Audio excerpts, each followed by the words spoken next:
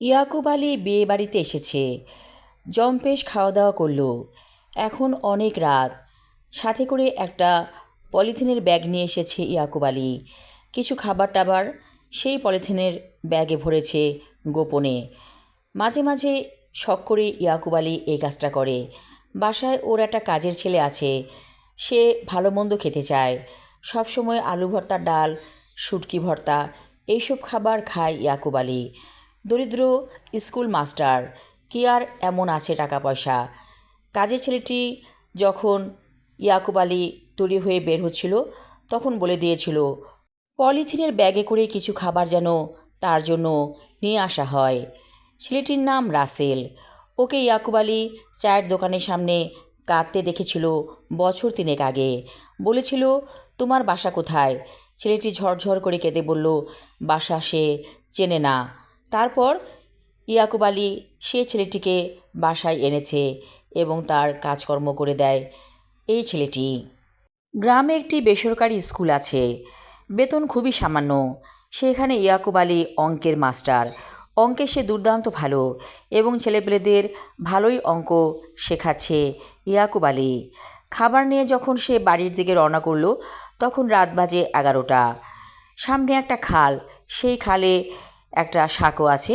সাঁকো পেরিয়ে ওপারে যেতে হবে, তারপরেই কিছু দূর হাঁটলে তার বাসা।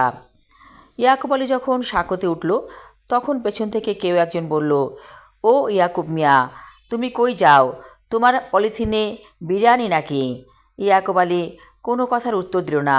সে জানে রাতের বেলায় খারাপ কিছু থাকে সাঁকোর আশেপাশে। এই খালটা ভালো না। ইয়াকুব আলী দোয়া পড়তে পড়তে সাঁকো পার হয়ে গেল। তারপরও সেই কণ্ঠটি আবার বলে উঠল, পলিথিনে খাবার কিছু দিয়ে যাও আমারে, আমার খুব খেতে ইচ্ছে করতেছে।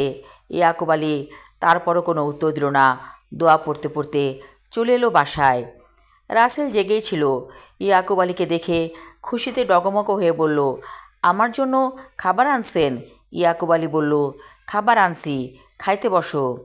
রাসেল প্লেট নিয়ে বসে পড়ল খেতে। এমন সময় ইয়াকুব আলী লক্ষ্য করে দেখল রাসেলের পাশে কে যেন দাঁড়িয়ে আছে।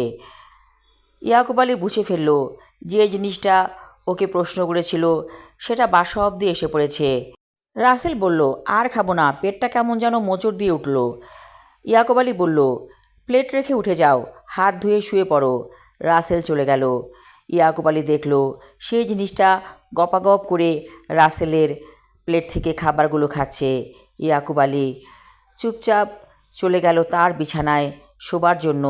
ইয়াকুব আলী বুঝতে পারল একটা বড় রকমের অঘটন ঘটবে এই বাসায়। আমি আমার লেখা ছোট গল্প ইয়াকুব আলী পর্ব 1 পড়লাম। পরবর্তী অংশ থাকবে আগামী পর্বে। ধন্যবাদ।